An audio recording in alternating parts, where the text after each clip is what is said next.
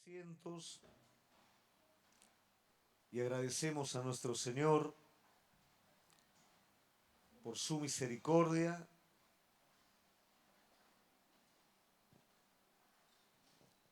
Y es un tiempo especial porque es un tiempo en donde juntos damos un paso más porque queremos más de Dios. ¿Amén? No. Hoy estoy medio sensible a la respuesta. Pregunto de nuevo. El Señor quiere hacer algo en su vida. ¿Amén? Quiere hacer algo en la familia. ¿Amén? ¿Y usted está preparado para recibirlo? Usted sabe que el problema nunca es Dios, ¿no? Dios quiere hacer algo en la vida de cada uno de nosotros. No es el que da, es el que recibe. ¿Qué le dijo el profeta a la mujer? Buscá jarros, no pocos, porque Dios no quiere hacer las cosas en una medida escasa. Pero si los jarros se acaban, el aceite no puede caerse afuera. La harina no puede derramarse afuera. Nosotros somos recipientes, iglesia. Y como recipientes tenemos que prepararnos porque lo que Él quiere derramar sobre nuestras vidas es infinito. No alcanza lo que tenemos para recibirlo. Entonces tenemos que poder proporcionar lo más que podamos. Si nosotros solamente nos quedamos esperando de manera pasiva, nada vamos a recibir. Si abrimos nuestro corazón con las expectativas propias de la fe, nos vamos a dar cuenta de cuántas cosas Dios quiere hacer en nuestras vidas y en nuestra familia. Este tiempo de consagración ha sido un desafío para cada uno, porque esto nos pone en la responsabilidad de decir, bueno, ¿qué hacemos? Nosotros como iglesia no podemos hacer su consagración, no podemos hacer que Dios se mueva, pero sí podemos proporcionar un recipiente para que cada uno de nosotros tenga la expectativa, abra su corazón, ponga la búsqueda de ese pasito que le corresponde a cada uno para poder recibir de esta manera lo que Dios preparó para la vida de cada uno de nosotros. Dios siempre nos va a sobrepasar. Si no nos sobrepasa no es por Él, es por el límite que nosotros le ponemos. No le ponga límites al Señor. Amén. Como hoy es el anteúltimo día de consagración de la iglesia, de la familia, vamos a hablar respecto al propósito y a la familia. Y vamos a tratar de entender cómo trabaja este asunto de propósito con la familia.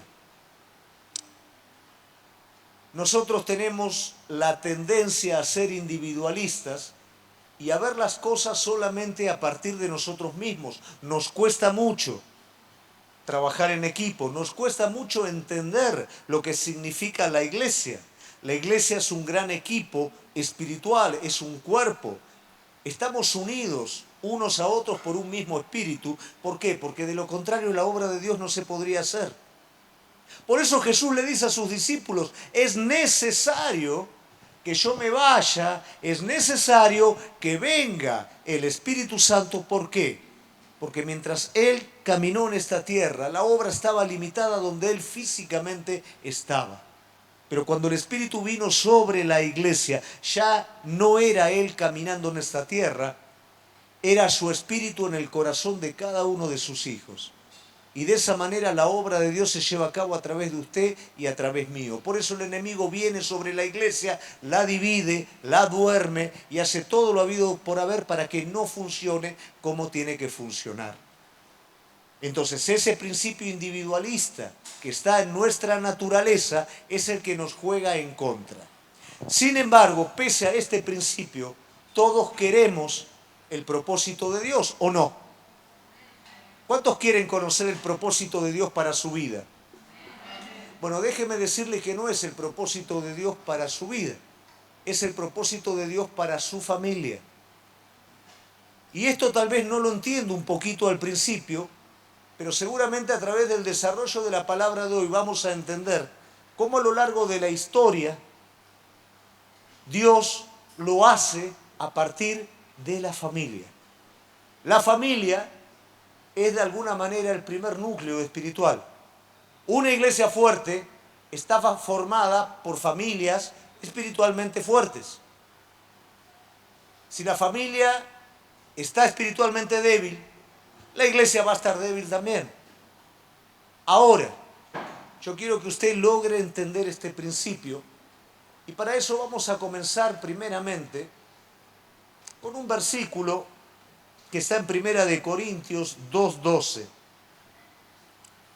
Dice, nosotros no hemos recibido el espíritu de este mundo, sino el espíritu que procede de Dios, para que conozcamos las cosas que Dios nos ha dado gratuitamente.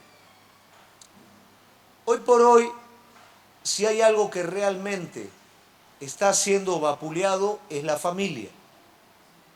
Ahora bien, lo mismo que afecta a la familia hoy es lo que lo afectó siempre. Hay un principio en el reino de lo natural y es que no hay nada nuevo debajo del sol. ¿Qué quiere decir? Lo mismo que pasa hoy pasó antes, a diferencia de que en la medida que los tiempos se van acercando a la venida de Jesucristo, ¿qué pasa? Los tiempos se van acelerando. La palabra de Dios que dice que en los postreros, en los últimos tiempos, ¿qué va a pasar? El amor de muchos se va a enfriar, la fe de muchos no va a estar presente, la ciencia va a aumentar, todo se va a acelerar. Y en esa aceleración, que lógicamente la tecnología es uno de estos medios, parece que la cosa fuera peor, pero es lo mismo. Todo esto afecta a la familia, todo esto disgrega a la familia, todo esto lleva a la familia a un individualismo. Y la realidad es que la familia es una casa. Y cuando la casa no está bien formada, cuando la casa está dividida, cuando Jehová no edifica la casa, es muy poquito lo que podamos hacer por más que creamos que solos podemos alcanzar el propósito de Dios. Con respecto al propósito de Dios, algo que nosotros tenemos que tener claro, que Dios es un Dios de propósito. ¿Qué es esto? Dios no hace nada librado al azar. Desde la creación del mundo, pasando por la caída, llegando a la venida de Cristo, pasando antes, lógicamente, por la primera venida de Cristo, todo Dios lo hace con propósito. Y aunque a usted le parezca que en su vida y que en el mundo entero hay cosas que a Dios se les va de las manos, cuando usted estudia la historia, ve los momentos de oscurantismo de la historia y pareciera que a Dios se le va todo de las manos, nada se le fue nunca de las manos y todo acontecimiento que sucedió sumó al propósito de Dios. Dios hace absolutamente todo con propósito. Y esto nos desafía de alguna manera a nosotros a vivir con propósito. ¿Qué pasa cuando alguien vive sin propósito? Está a la deriva. Permite que las situaciones, que las personas, que todo decidan por él. No sabe a dónde va, no tiene dirección. Y aunque venga a la iglesia, muchos no entienden cuál es el propósito de Dios para su vida. Entonces vienen a la iglesia, están, pero después van a las redes y viene alguien con alguna cosa media rara y va detrás de eso y viene otro más y va detrás de otra cosa. ¿Por qué? Porque no hay propósito, no hay entendimiento del propósito de Dios. Entonces algo que te tiene que quedar muy claro, iglesia, y es que Dios soñó antes de que vos nacieras en la eternidad un propósito específico para tu vida. Yo fue lo que más me golpeó el día que lo conocí al Señor. El día que su Espíritu Santo me llenó, me hizo entender que tenía un propósito definido para mi vida en este mundo. Y no hay algo que sea más grande. Pensar que sos uno más del montón, un pensamiento masificado, sin identidad, entender que Dios no te comprende a vos, no te acepta o no puede comprender Él cuál es tu identidad. Todo eso son mentiras y son errores. Pensar que vos no vas a ser, nunca vas a pasar del promedio, que sos uno más del asunto, son mentiras. Vos sos un ser único e irrepetible. ¿Sabías eso? ¿Qué quiere decir esto? Que desde la fundación del mundo nunca hubo una persona igual a vos. Nunca hubo una persona con la misma nariz, con las mismas orejas. Nunca hubo una persona que fuera exactamente un clon tuyo. Nunca. Y pasaron miles de billones de seres humanos en este mundo y nunca hubo una persona igual a vos. ¿Por qué? Porque Dios te hizo único. Y en ese hacerte único te dio también un propósito. Propósito que lo entendemos cuando nos unimos a Él. ¿Cuántas personas murieron, vivieron por causas equivocadas, fueron detrás de propósitos equivocados que no era lo que Dios tenía para su vida, pero se conformaron con eso? Pero vos no sos de los que se conforman con eso, ¿o sí? Vos sos de aquellos que buscan el propósito de Dios, el plan divino. Y saber que esto está para tu vida es el tesoro más grande que uno puede tener. Es la causa más poderosa por la cual uno puede luchar y pelear. Saber que el Dios de los cielos, aquel ser eterno que entregó su Hijo único a este mundo, a morir por toda la humanidad, para que la humanidad sea salva, encomendando una obra desde el principio, me hace parte de eso con algo específico que solo yo lo puedo llevar adelante y cumplir. Eso realmente me desafía más que ninguna otra cosa de este mundo. Y eso es algo que yo tengo que entender, que Dios es un Dios de propósito y que hay un propósito definido para mi vida. Ninguna palabra sale de Él sin que cumpla su propósito. Y Él asegura y promete que cumplirá su propósito en vos. Amén. Ahora, no solo es importante entender el sentido del propósito, también entender que dentro de ese sentido de propósito estamos en continuo crecimiento. Ahora bien, muchas veces uno considera que la vida cristiana se reduce solamente a venir, a recibir algo, a que pase algo, y vuelvo a casa y sigo de la misma manera. Eso no es propósito, eso no es crecimiento. Hay una obra continua de Dios en tu vida. Mirá, si vos no conocés a Dios, vos estás hoy acá en la iglesia y no entregaste tu vida a Dios, todavía no convertiste tu vida, todavía no entendiste que Cristo te perdonó de cada uno de tus pecados y te da un propósito y te da una vida nueva. El propósito de Dios se cumple buscando continuamente llegar a ese punto de entrega. Vos no lo conocés, Él trabaja hasta que lo conozcas. Ahora vos lo conocés, Él trabaja hasta que Cristo se forme en vos. Y no solo para que se forme en vos, sino para que vos entres en lo que Él preparó. Pero su propósito continuamente está en desarrollo, en crecimiento. Cuando Dios lo crea al primer hombre, lo desafía a crecer. Multiplicá, fructificá en toda la tierra. Cuando le da las promesas a los patriarcas, son promesas de crecimiento. Cuando le da la comisión a la iglesia, es una comisión de crecimiento. El crecimiento es continuo y tiene que ser continuo en nuestra vida. Ahora, aquí hay un problema. En lo natural, todos queremos crecer, ¿o no? Por supuesto. El problema es que en lo natural, el crecimiento que nosotros determinamos generalmente no es el crecimiento correcto.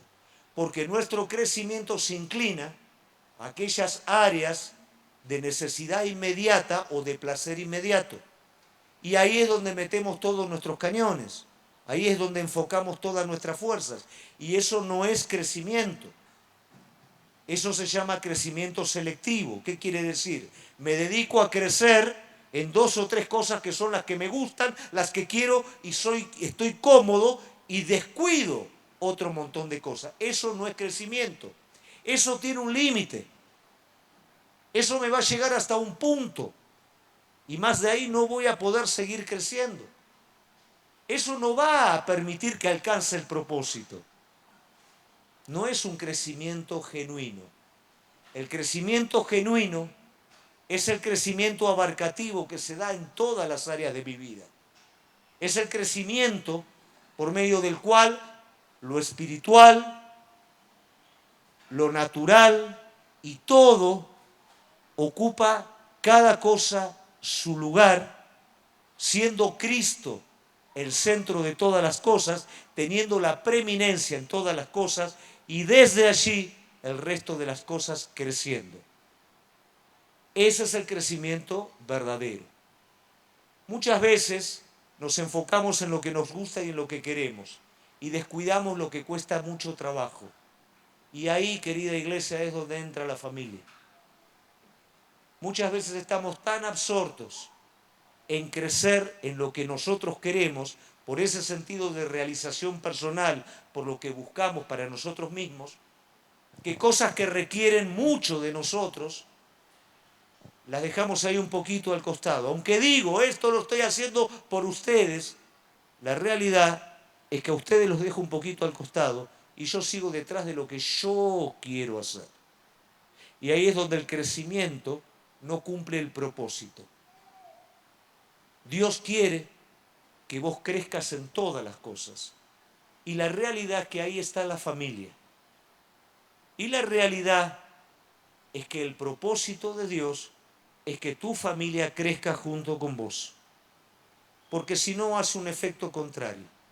Vos vas a correr detrás de tu propósito. La familia, que también está destinada a cumplir el propósito, se va a descuajeringar y vos no lo vas a alcanzar y tu familia tampoco lo va a alcanzar. Entonces ahí es donde nos damos cuenta que el crecimiento y el propósito no es para mí mismo. Tiene que ver con la familia.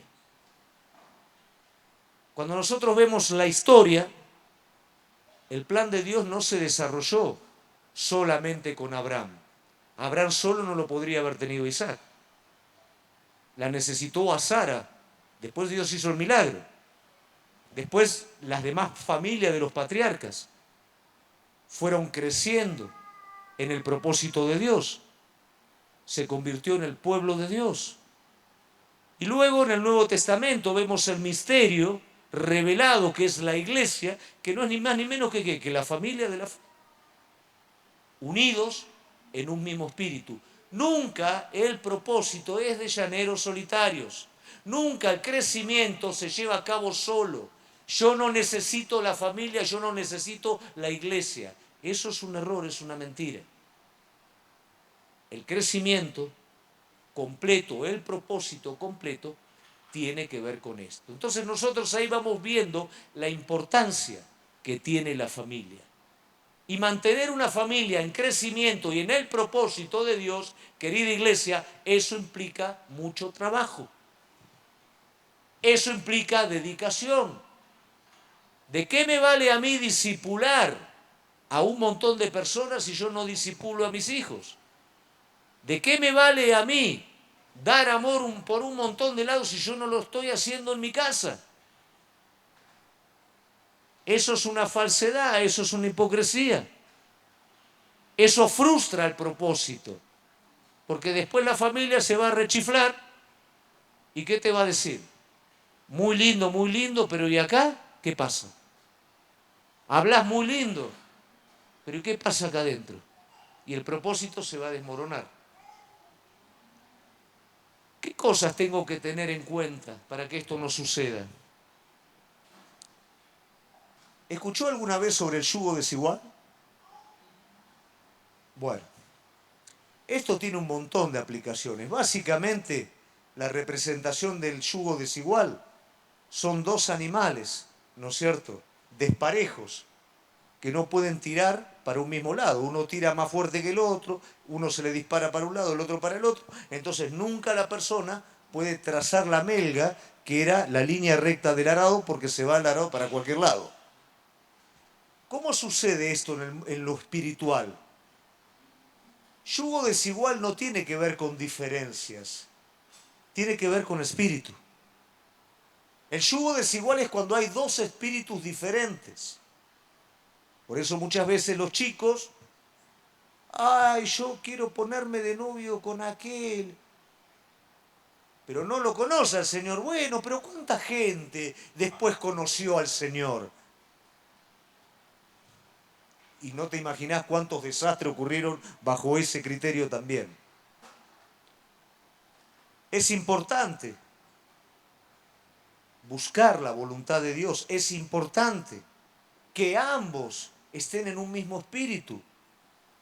Hay diferencias, pero lo importante es un mismo espíritu. Puedo estar muy relacionado con la persona, pero hay un espíritu diferente. ¿Y qué va a pasar? A la larga, cada uno va a ir para el lado de su Señor. Y el asunto se va a dividir, se va a romper.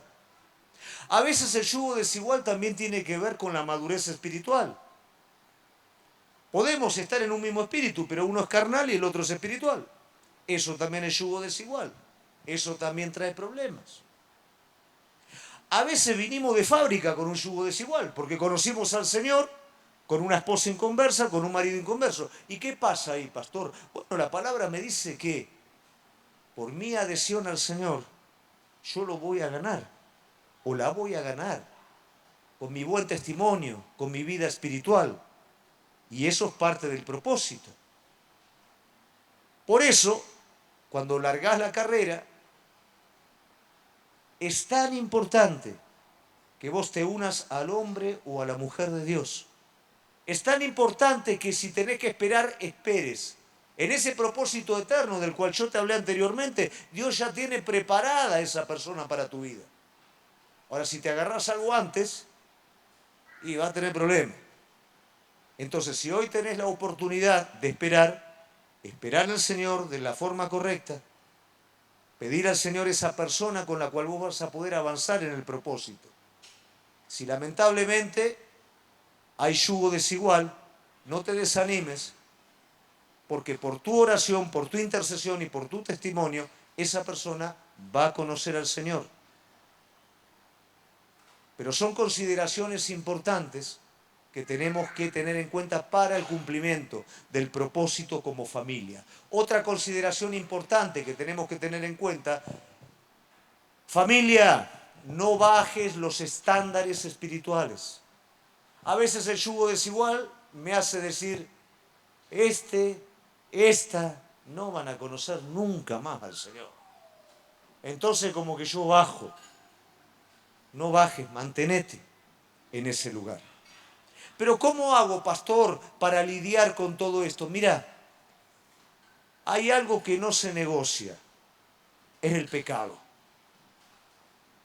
Vos podés estar en yugo desigual, pero si la persona te quiere llevar al pecado, ese es tu límite y ese es hasta ahí. Yo, como mujer, te voy a servir, con mi buen testimonio voy a buscar ganarte, pero no voy a ser cómplice del pecado. Ese es tu límite. Voy a ser como Cristo para con vos. Por eso no voy a aceptar compartir el pecado. ¿Lo entendemos? Esto para ambas cosas. Nuestros hijos no quieren saber nada con el Señor y dejamos de orar por la conversión de ellos.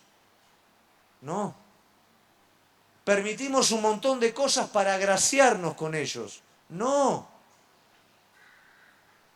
Dedica tiempo de calidad, está con él, acompañalo, todo, pero no cedas a lo que no tenés que ceder. Porque tampoco va a conocer nunca de esa manera al Señor. No te resignes. Pelealo en oración hasta que el Señor toque su corazón y Él se convierta. Y tal vez lo va a hacer el último día de su vida. Hasta ese día sos responsable de orar y de interceder por tu hijo. Y si tu hijo conoce, sostenelo en oración. Cumplir el plan de Dios, crecer, mantener una familia con un altar, con el fuego del Espíritu Santo, es trabajo. Es dedicación. Es muy fácil decir yo voy adelante con lo que Dios me mostró y descuido todo el resto. Eso no es crecimiento ni propósito. Propósito es que todos juntos alcancen lo que Dios trazó. ¿Lo vamos entendiendo, iglesia? ¿Se comprende? Es lindo decir que la familia, pero es trabajo. Es trabajo. Es discipular. El altar familiar. Empezá vos con el altar familiar. No viene nadie, empezá vos. Cargate el termo de mate, ponete el mate ahí y arranca vos. Invitá. Pero cada vez que invito no quiere venir nadie. Bueno, seguí vos. O te quiebra la indiferencia, o vos quebrás a la indiferencia. El que se mantiene es el que tiene la razón. Y si vos cedés esa parte, no hay esperanza. Hoy, de lo que estamos hablando, no es una pavada, iglesia. Hoy poder tener una familia. Yo me reía la otra vez, porque me invitaron a un lugar a predicar. Y me decían, no, estuvimos viendo el Facebook de ustedes, bueno, y ustedes por lo menos tienen los papeles en orden, dice. Como si fuéramos un auto, ¿no? Tienen los papeles en orden. ¿Qué quiere decir? Tenemos armado la cosa como corresponde. O sea que ya se acepta que hay un montón de cosas que no están en orden. Y ya se acepta, se resigna a eso. Vos no lo podés hacer eso con tu familia. Vos no podés permitir que el enemigo se robe a tus hijos. Por supuesto, no lo podés agarrar del cogote y traerlo a la iglesia. Pero no es esa la manera en la que vos tenés que trabajar. Es provocando espacio, provocando tiempo, preparando el altar. Una, otra. Va a haber un momento que la oración, más tu permanencia. ¿Viste cuando los toldos se llenan de agua que rebalsan? Bueno, va a haber un momento que va a rebalsar. Pero vos te tenés que mantener.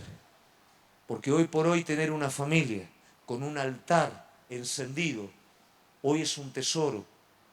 Hoy hay muy poco y el enemigo va detrás de eso. Va con agua para tirarla sobre el altar. Pero vos tenés que mantenerte. Y por más que el agua caiga sobre el altar, Elías tiró agua sobre el altar, pero el fuego consumió el holocausto. Amén. Y ese es el fuego que tenemos que buscar nosotros para nuestra familia. Cuesta, iglesia, porque nos es más fácil encerrarnos en nosotros mismos. Pero el propósito nunca fue encerrarte en vos mismo. El propósito fue abrirte. Primeramente para tu familia y luego para todo el resto que te rodea. El propósito de Dios no es para los llaneros solitarios, es para los miembros del cuerpo. Amén. Y yo pensaba un poquito, digo, ¿cómo hago para que podamos ver este asunto de propósito, crecimiento y familia? Y el Señor puso algo en el corazón. Y me puso los patriarcas. ¿Qué pasa con los patriarcas? La promesa, si querés podés ponerla, Génesis 12, 1 al 3. El Señor le da una promesa a Abraham. ¿Qué promesa le da? Jehová había dicho a Abraham, vete de tu tierra y de tu parentela, de la casa de tu padre, a la tierra que te mostraré. Haré de ti una nación grande. Te bendeciré y engrandeceré tu nombre y serás bendición.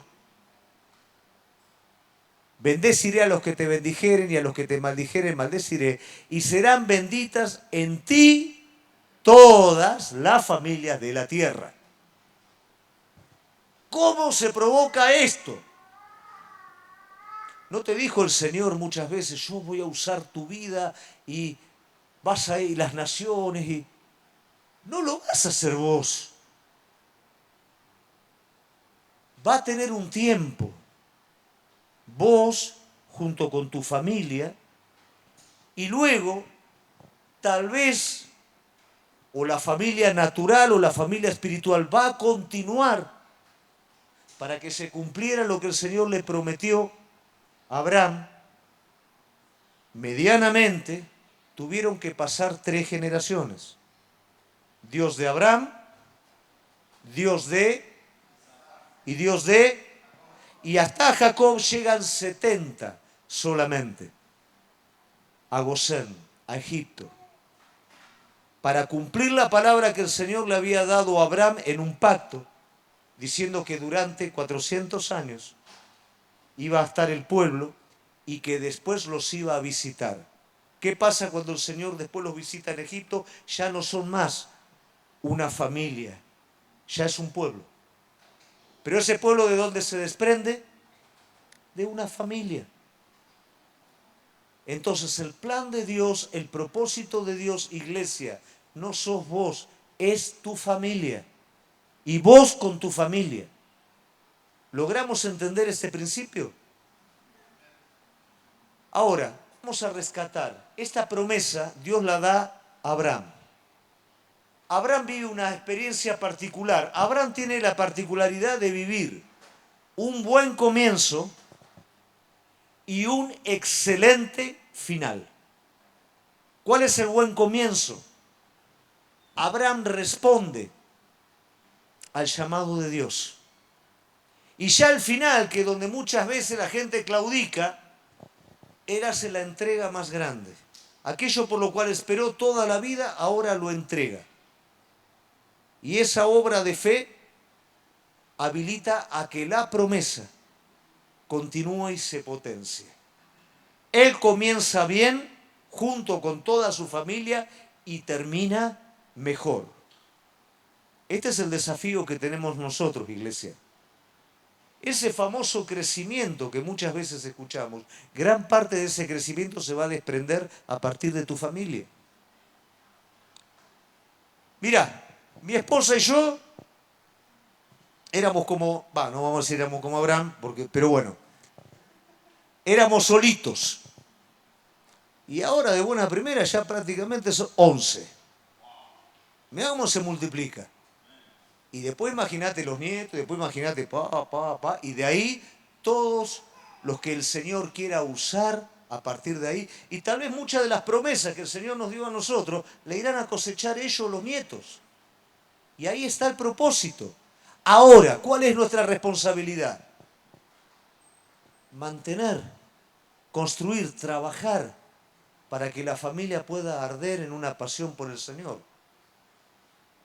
Cada día de nuestra vida, nosotros oramos para que nuestros hijos, nuestras nueras, nuestro yerno, nuestros nietos, se enamoren del Señor más de lo que nosotros nos hemos enamorado. Que puedan amarlo con todo el corazón y que se multiplique todo lo que el Señor nos dio en la vida de ellos, al 100 por 1. A veces no vemos bien el propósito. Pero si yo veo así, mi hijo o mi hija, no bajes el estándar. Nunca. ¿Por qué? Porque Dios tiene un plan, Dios tiene un propósito y ese propósito te involucra a vos e involucra a tu familia también. Entonces Abraham empieza bien y termina mejor, pero no quiere decir que en el camino no metió la pata. Y dentro de esa metida de pata, vamos a ver tanto a Abraham como a Sara, que los dos meten la pata. Abraham, ¿cómo se equivoca? Cuando se la ve fea, acá me la van a ver a mi esposa que es bonita y me van a matar a mí. Che, Sara, haz una cosa. Vos decís que sos mi hermana. ¿Me entendés? Porque si no van a venir y me van a matar a mí. ¿Pero qué está haciendo? La está entregando a la esposa para salvarse él. Está manipulando por medio de una mentira o una media verdad la vida de la esposa. Cuidado, hombres, con manipular a sus esposas para salvarse ustedes mismos. Cuidado con hacerle la cabeza, psicopatear a sus esposas para salirse con la de ustedes. Eso es pecado y eso trae consecuencias. Sara, bueno, Abraham, a ver, Dios te habló, dejamos absolutamente todo y acá no pasa nada. Entonces, agarra a tu sierva, tengan un hijo, y fue el peor error que cometió Abraham. ¿Y qué lo presionó a Abraham a cometer ese error? La manipulación de la esposa. ¿Entendemos cómo podemos afectar el propósito de Dios? Manejando, pretendiendo manipular. Los hombres saben cómo manipular a las esposas y las esposas saben cómo manipular a los hombres. Por naturaleza somos distintos, pero se sabe cómo hacerlo. Pero cuidado, porque cuando Dios habla en la familia, habla a los dos. No, a mí Dios me habló, así que... No, pará, si a vos Dios te habló, esperá que le hable a tu esposa también. Porque somos uno. Somos uno en Él. Y cuidado con yo querer manejar la vida del otro. No funciona de esa manera. ¿Se comprende? Empezaron bien y terminaron bien. Pero lamentablemente cometieron errores en el camino. Y uno de los errores que cometió por esa manipulación lo estamos pagando hoy. ¿Se comprende? Después tenemos la vida de Isaac. La vida de Abraham es la vida del que sale. La vida de Isaac, dentro de los patriarcas, es la vida más tranquila, porque es la vida del que queda en Canaán. Viene un hambre a Canaán, y el Señor, ¿qué le dice a Isaac? Quédate en esta tierra que yo te voy a multiplicar. Es una vida dentro de todo tranquila, es una vida de fe, de gracia, una vida tranquila en la que él se queda en el lugar en el que el Señor le dijo, quédate acá. La vida de Abraham es la vida de alguien que empieza muy bien, pero lamentablemente termina mal. Es un hombre de fe y es un hombre que repite el mismo error de los padres. También para salvarse, manipula un poquito a la esposa, decirle que sos mi hermana, mismo. Cuidado con los errores que cometemos nosotros, porque nuestros hijos lo ven. Y si no hay una restauración de esos errores, nuestros hijos lo van a repetir.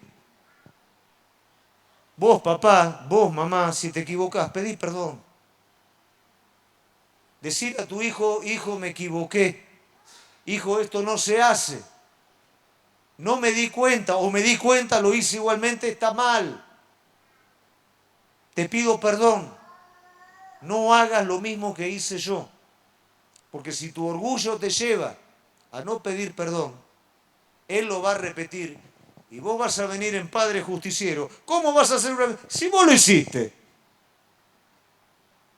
¿Entendemos? ¿Por qué David no pudo reprender a sus hijos? Por el pecado que había cometido.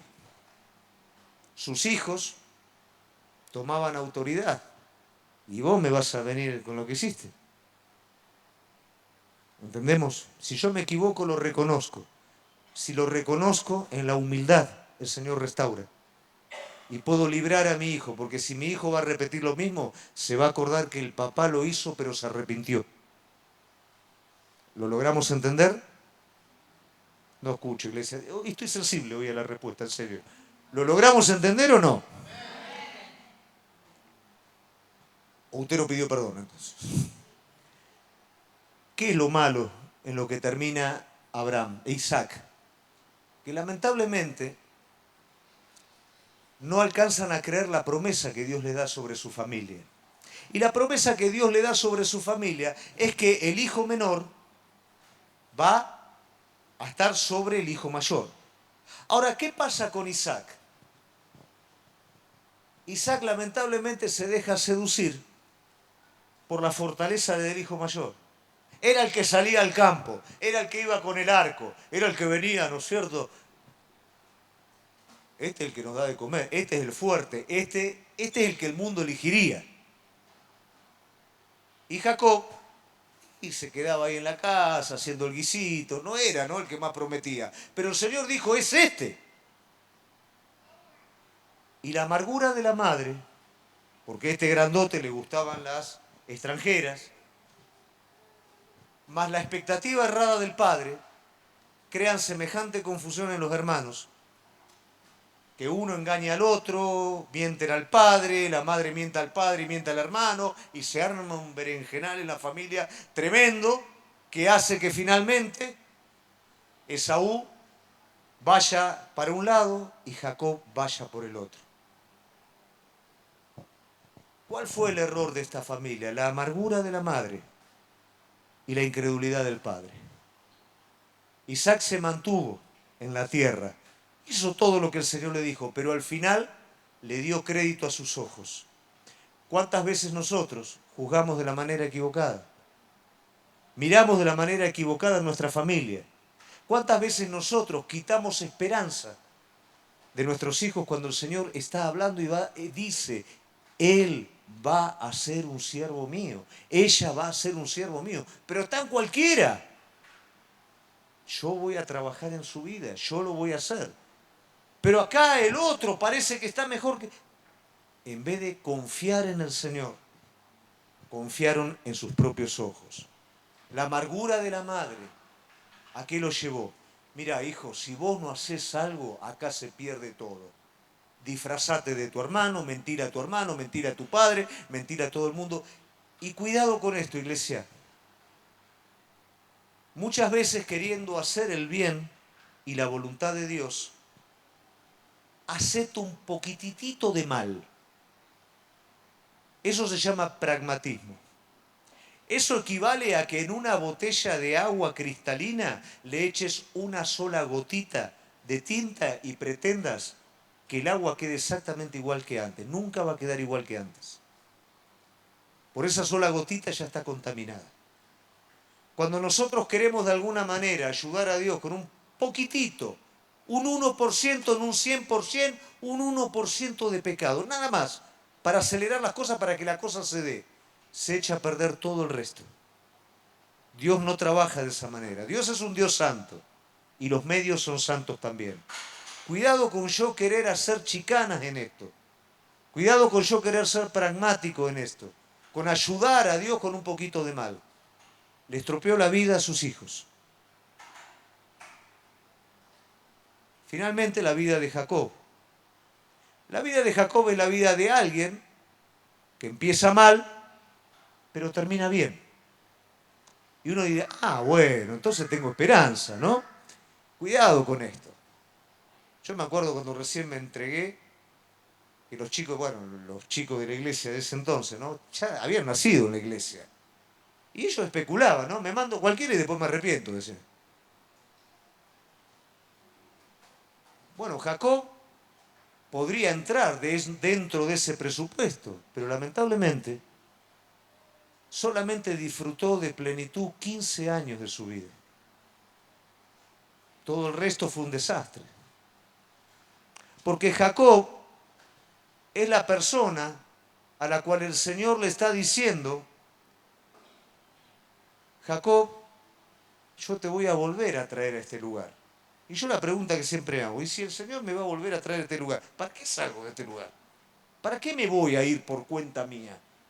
Voy a estar contigo, propósito, voy a estar contigo en todo lo que hagas, pero te voy a traer de nuevo. Y que el Señor esté con vos no quiere decir que te esté guiando, no quiere decir que vos te hayas rendido. Él te va a seguir. Y a veces hasta te vas a enojar con Él cuando te rebelás, porque Él va a frustrar cosas para que vos no te metas ahí, para que vos no empeores. Él te va a cerrar caminos para que vos finalmente vuelvas a Betel y ahí puedas hacer lo que Dios te mandó a hacer. Y la vida de Jacob, pobre, fue un desastre, porque es la propia vida de un engañador. Engaña y es engañado. Y tenía la mujer que amaba, pero es engañado por su suegro. Y cuando ya va, después de haber trabajado, va a tener a la mujer que ama, no, el suegro le da a la otra. Oh, ¿y ahora? Y ahora tenés que trabajar de nuevo. Más para la voz. Oh. Bueno, ahora tengo las dos, pero las dos empiezan a pelear por los hijos. Porque la que él amaba no tenía hijo y la otra tenía hijo. Y se empieza, y era infernal eso. Problema tras problema, engaño tras engaño. Pero esa era la presión del Señor sobre Jacob, para que Jacob volviera al propósito. fue un padre falto de sabiduría. Tenía los hijos, 12 hijos, 11 hijos, y José, y lo mandaba a José a espiar a sus hijos, a los otros. Imagínate, venía José, papá, están haciendo un desastre aquello. Y los otros lo querían matar. Y dice, vení, hijito, y le ponía un manto. Y a este le mostraba todo el amor y a esto, ¿no? Qué sabiduría, ¿no? Imagínate, lo odiaban. Ese odio a qué llevó, a que lo tiraran a la cisterna, pero el propósito de Dios sigue. No murió en la cisterna, ya sabemos cómo es la historia, pasa a ser gobernador de Egipto. Pero mirá lo que había en el propósito de este hombre. Esos 12 hijos eran las tribus. Era la parte final del periodo de patriarcas que se iban a multiplicar. Era la promesa dada y este hombre casi lo pierde todo por no entender que el propósito no era que él viviera para él mismo y estuviera bien. El propósito tenía que ver con toda su familia, con sus hijos, con José, con el resto de sus hijos, con todo. Pero nunca lo vio, nunca lo entendió. Y finalmente algo muy curioso. Abraham fue a Egipto no por obediencia ni por guía de Dios, por necesidad, y tuvo problemas. A Isaac el Señor no le permitió bajar a Egipto. Pero a Jacob, que no quería bajar a Egipto para encontrarse con su hijo José, el Señor en sueño le dice, bajá porque yo estoy contigo.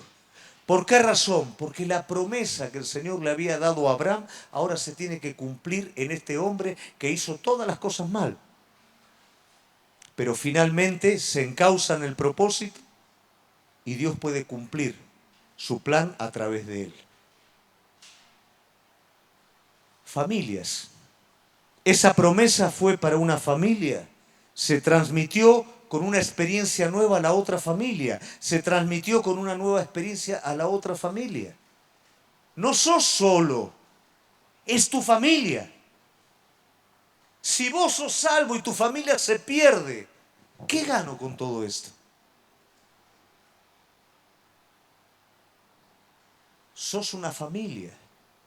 Y no solamente una familia natural, sos una familia de la fe. Por eso cuando decimos que nos cuidamos unos a otros, ¿qué estamos diciendo? Lo que hace una familia. Porque tenemos una misión, iglesia.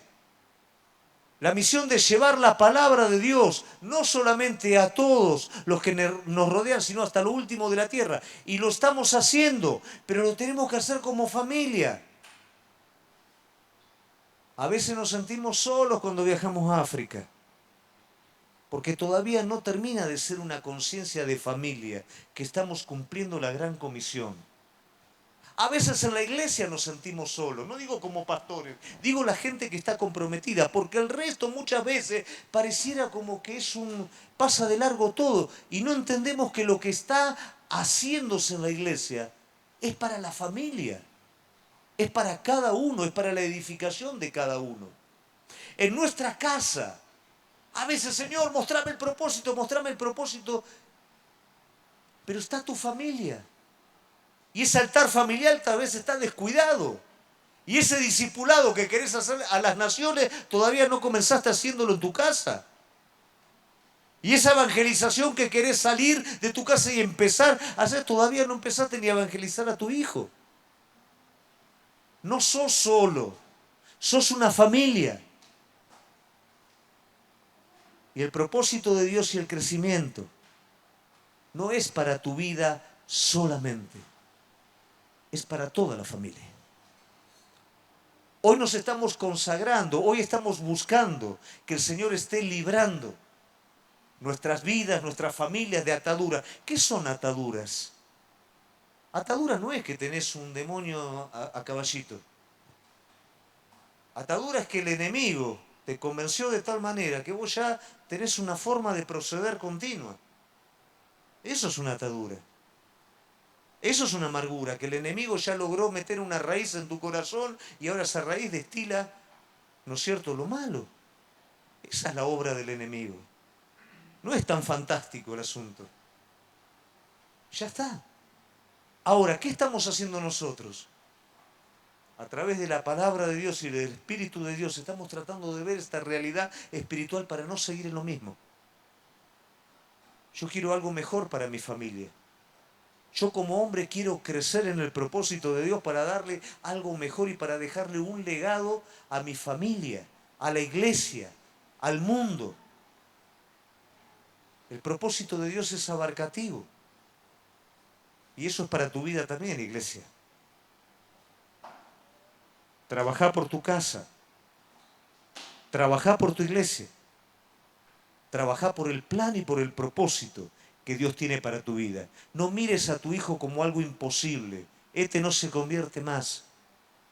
Levantá el estándar. No aceptes que tu hijo todavía no conoce al Señor. Pelealo en oración. ¿Ayunás? Ayuná por tu hijo.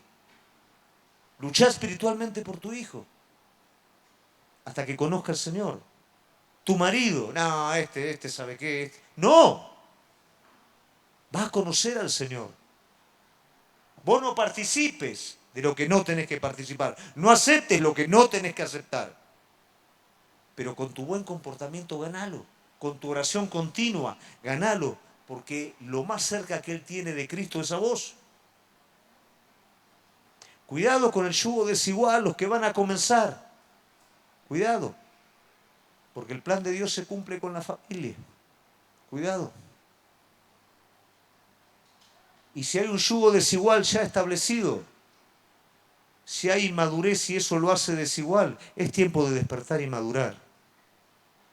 Si me doy cuenta que uno está por allá y el otro está por acá, y bueno, el que más alto está y yo tengo que estar tratando de igualar, me desafía a mí, no descanso en él. ¿Entendemos a lo que me refiero, iglesia? ¿Estamos dispuestos a abrazar el propósito? ¿Estamos dispuestos a crecer de manera integral y no de manera selectiva? ¿Estamos dispuestos? ¿Estamos dispuestos a consagrarnos como familia? Vamos a estar adorando al Señor. Y vamos a recordar estos patrones.